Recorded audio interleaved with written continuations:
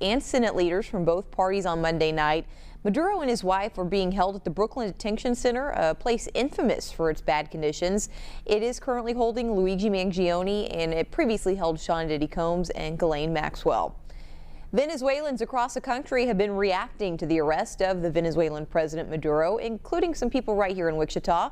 One woman, Felita Lopez, who's been in the U.S. since the 80s, she says that Venezuela was a better place to live at the time and that her family still has some loss of freedom and human rights over time living there.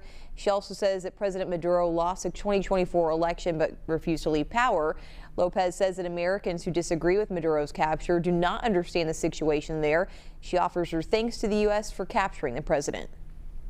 A lot of people come to me and say, I'm sorry what happened, but no, we are happy they did it. Finally, somebody's helping us. The help we need it because they are very dangerous people, and without American, we cannot do this. Thank you, United States.